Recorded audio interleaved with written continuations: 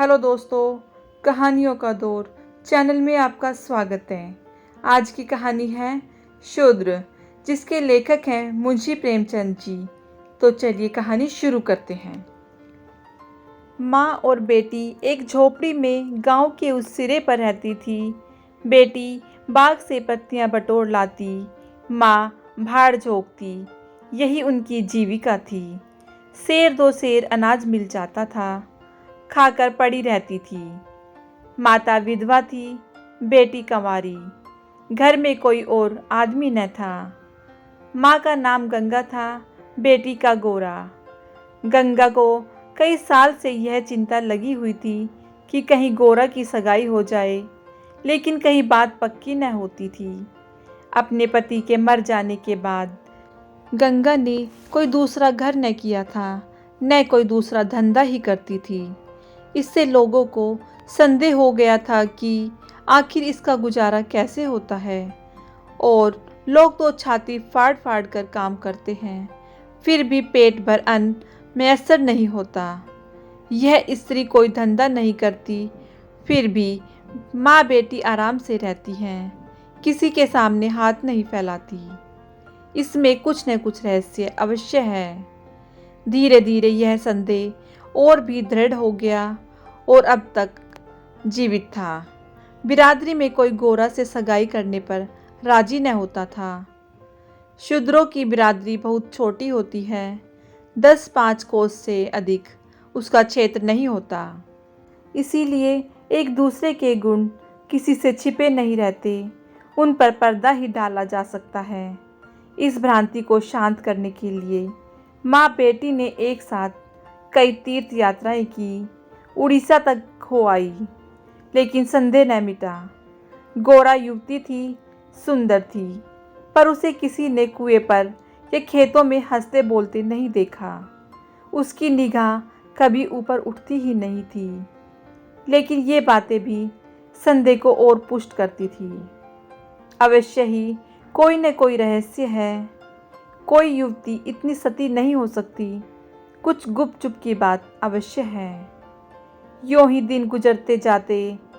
बुढ़िया दिनों दिन चिंता में घुल रही थी। उधर सुंदरी की मुख छवि दिनों दिन निहरती जाती थी। कली खिलकर फूल हो रही थी। एक दिन एक परदेशी गांव से होकर निकला, 10-12 कोस से आ रहा था। नौकरी की खोज में कलकत्ता जा रहा था। रात हो गई।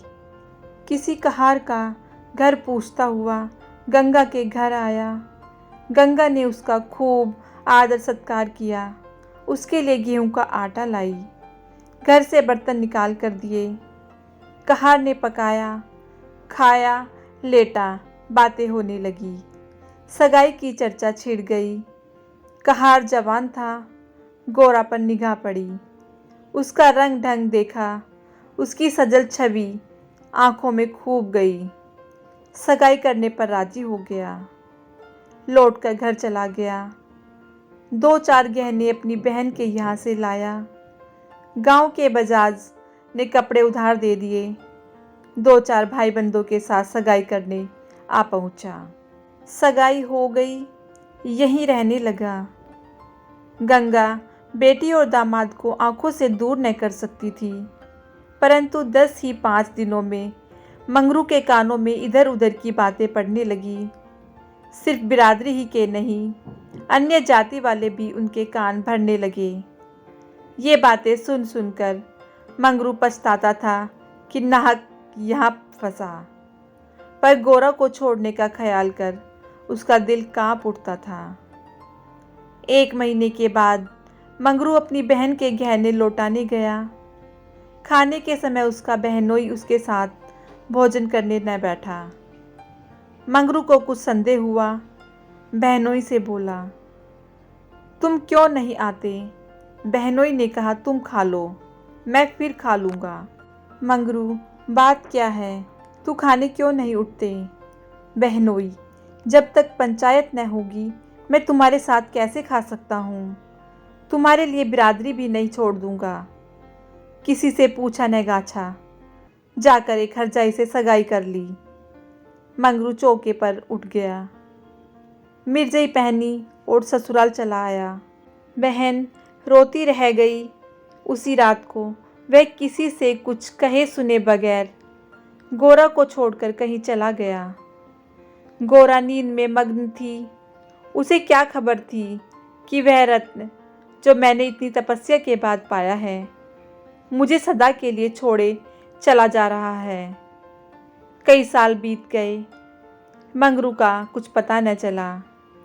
कोई पत्र तक न आया। पर गोरा बहुत प्रसन्न थी। वह मांग में सिंदूर डालती, रंग बिरंगे कपड़े पहनती और अधरों पर मिस्सी के धड़े जमाती। मंगरू भजनों की एक पुरानी किताब छोड़ गया था। उसे कभी कभी पढ़ती और गाती। मंगरू ने उसे हिंदी सिखा दी थी। टटोल टटोल कर भजन पढ़ लेती थी। पहले वह अकेली बैठी रहती। गांव की और स्त्रियों के साथ बोलते चालते उसे शर्म आती थी। उसके पास वह वस्तु न थी जिस पर दूसरी स्त्रियां गर्व करती थी। सभी अपने अपने पति की चर्चा करती। गोरा के पति कहाँ था?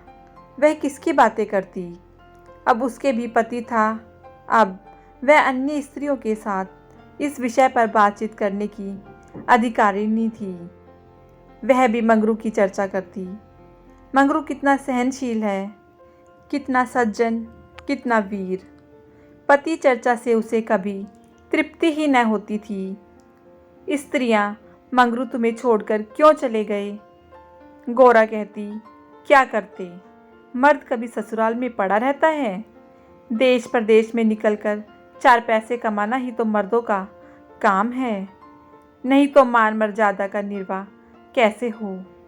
जब कोई पूछता चिट्ठी पत्री क्यों नहीं भेजते तो हंसकर कहती, अपना पता ठिकाना बताने में डरते हैं। जानते हैं ना, गोरा आकर सिर पर सवार हो जाएगी। सच कहती हूँ, उनका पता ठिकाना मालूम हो जाए तो यहाँ मुझसे एक दिन भी न रहा जाए। वह बहुत अच्छा करते हैं कि मेरे पास चिट्ठी पत्र नहीं भेजते।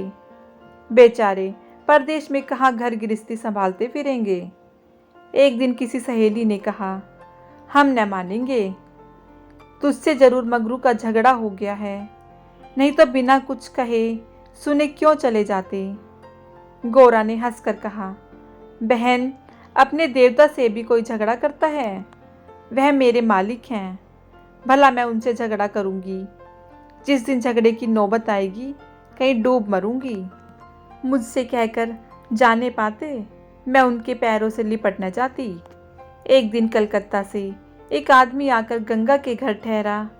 पास ही के किसी गांव में अपना घर बताया। कलकत्ता में वह मंगरू के पड़ोस में ही रहता था। मंगरू ने उससे गोरा को अपने साथ लाने को कहा था। 2 साड़ियाँ और राह खर्च के लिए रुपए भी भेजे थे। गोरा फूली न समाई, बूढ़े ब्राह्मण के साथ चलने को तैयार हो गई। चलते वक्त वह गांव की सब औरतों से गले मिली। गंगा उसे स्टेशन तक पहुंचाने गई। सब कहते थे, बेचारी लड़की के भाग जग गए, नहीं तो यहाँ कुड़ कुड़ कर मर जाती। रास्ते भर गोरा सोचती, न जाने वह कैसे हो गए होंगे। अब तो मूछें अच्छी तरह निकल आई होंगी। परदेश में आदमी सुख से रहता है। देह भराई होगी, बाबू साहब हो गए होंगे। मैं पहले 2-3 दिन उनसे बोलूँगी नहीं, फिर पूछूंगी तुम मुझे छोड़कर क्यों चले गए। अगर किसी ने मेरे बारे में बुरा भला कहा ही था तो तुमने उसका विश्वास क्यों कर लिया? तुम अपनी आंखों से न देखकर दूसरों के कहने पर क्यों गए? मैं भली हूँ या बुरी हूँ तो तुम्हारी। तुमने मुझे इतने दिनों रुलाया क्यों? तुम्हारे बारे में अगर इसी तरह कोई मुझसे कहता तो क्या मैं तुमको छोड़ देती? जब तुमने मेरी बाह पकड़ ली तो तुम मेरे हो गए। फिर तुम में लाख ऐब हो मेरी बला से, चाहे तुम तुर्क ही क्यों न हो जाओ, मैं तुम्हें छोड़ नहीं सकती। तुम क्यों मुझे छोड़कर भागे? क्या समझते थे भागना सहज है? आखिर झक मारकर बुलाया कि नहीं? कैसे न बुलाते? मैंने तो तुम्हारे ऊपर दया की कि चली आई, नहीं तो कह देती कि मैं ऐसे निर्दयी के पास नहीं जाती, तो तुम आप दौड़े आते। तप करने से देवता भी मिल जाते हैं, आकर सामने खड़े हो जाते हैं, तुम कैसे न आते। वह धरती बार बार उद्विग्न होकर बूढ़े ब्राह्मण से पूछती, अब कितनी दूर है, धरती के छोर पर रहते हैं क्या। और भी कितनी ही बातें वह पूछना चाहती थी, लेकिन संकोचवश न पूछ सकती थी। मन ही मन अनुमान करके अपने को संतुष्ट कर लेती थी। उनका मकान बड़ा सा होगा, शहर में लोग पक्के घरों में रहते हैं। जब उनका साहब इतना मानता है तो नौकर भी होगा। मैं नौकर को भगा दूंगी। मैं दिन भर पड़े पड़े क्या करूंगी। बीच बीच में उसे घर की याद भी आ जाती थी। बेचारी अम्मा रोती होगी। अब उन्हें घर का सारा काम आप ही करना पड़ेगा। न जाने बकरियों को चराने ले जाती है या नहीं। बेचारी दिन भर मैं करती होंगी। मैं अपनी बकरियों के लिए महीने महीने रुपए भेजूंगी। जब कलकत्ता से लौटूंगी तब सबके लिए साड़ियाँ लाऊंगी। तब मैं इस तरह थोड़े लौटूंगी। मेरे साथ बहुत सा असबाब होगा। सबके लिए कोई न कोई सौगात लाऊंगी। तब तक तो बहुत सी बकरियां हो जाएंगी। यही सुख स्वप्न देखते देखते गोरा ने सारा रास्ता काट दिया। पगली क्या जानती थी कि मेरा मन कुछ और, कर्ता का मन कुछ और। क्या जानती थी कि बूढ़े ब्राह्मण के भेष में पिशाच होते हैं। मन की मिठाई खाने में मग्न थी। तीसरे दिन गाड़ी कलकत्ता पहुंची। गोरा की छाती धड़ धड़ करने लगी। वह यहीं कहीं खड़े होंगे, अब आते ही होंगे। यह सोचकर उसने घूंघट निकाल लिया और संभल बैठी, मगर मगरू वहां दिखाई न दिया। बूढ़ा ब्राह्मण बोला, मगरू तो यहाँ दिखाई नहीं देता। मैं चारों ओर छान आया, शायद किसी काम में लग गया होगा, आने की छुट्टी न मिली होगी। मालूम भी तो न था कि हम लोग किस गाड़ी से आ रहे हैं। उनकी राह क्यों देखें, चलो डेरे पर चले। दोनों गाड़ी पर बैठकर चले। गोरा कभी तांगे पर सवार न हुई थी। उसे गर्व हो रहा था कि कितने ही बाबू लोग पैदल जा रहे हैं, मैं तांगे पर बैठी हूँ। एक क्षण में गाड़ी मंगरू के डेरे पर पहुंच गई। एक विशाल भवन था। अहाता साफ सुथरा, साइबान में फूलों के गमले रखे हुए थे। ऊपर चढ़ने लगी। विस्मय, आनंद और आशा से उसे अपनी सुधि ही न थी। सीढ़ियों पर चढ़ते चढ़ते पैर दुखने लगे। यह सारा महल उनका है? किराया बहुत देना पड़ता होगा। रुपए को तो वह कुछ समझते ही नहीं। उसका हृदय धड़क रहा था कि कहीं मंगरू ऊपर से उतरते आ न रहे हों। सीढ़ी पर भेंट हो गई तो मैं क्या करूंगी। भगवान करे वह पड़े सोते रहे हों, तब मैं जगाऊं और वह मुझे देखते ही हड़बड़ाकर उठ बैठे। आखिर सीढ़ियों का अंत हुआ। ऊपर एक कमरे में गोरा को ले जाकर ब्राह्मण देवता ने बैठा दिया। यही मंगरू का डेरा था। मगर मंगरू यहाँ भी नदारद। कोठरी में केवल एक खाट पड़ी हुई थी। एक किनारे 2-4 बर्तन रखे हुए थे। यही उनकी कोठरी है तो मकान किसी दूसरे का है। उन्होंने यह कोठरी किराए पर ली होगी, मालूम होता है। रात को बाजार में पूरियां खाकर सो रहे होंगे। यही उनके सोने की खाट है। एक किनारे घड़ा रखा हुआ था। गोरा को मारे प्यास के तालू सूख रहा था। घड़े से पानी उड़ेल कर पिया। एक किनारे पर एक झाड़ू रखा था। गोरा रास्ते की थकी थी, पर प्रेमोल्लास में थकन कहाँ। उसने कोठरी में झाड़ू लगाया, बर्तनों को धो धोकर एक जगह रखा। कोठरी की एक एक वस्तु, यहाँ तक कि उसकी फर्श और दीवारों में उसे आत्मीयता की झलक दिखाई देती थी।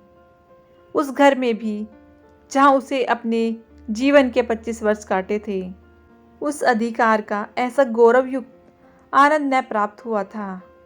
मगर उस कोठरी में बैठे बैठे उसे संध्या हो गई और मंगरू का कहीं पता नहीं। अब छुट्टी मिली होगी। सांझ को सब जगह छुट्टी होती है। अब वह आ रहे होंगे। मगर बूढ़े बाबा ने उनसे कह तो दिया ही होगा। वे क्या अपने साहब से थोड़ी देर की छुट्टी न ले सकते थे? कोई बात होगी, तभी तो नहीं आए। अंधेरा हो गया। कोठरी में दीपक न था। गोरा द्वार पर खड़ी पति की बाट देख रही थी। जाने पर बहुत से आदमियों के चढ़ते उतरने की आहट मिलती थी।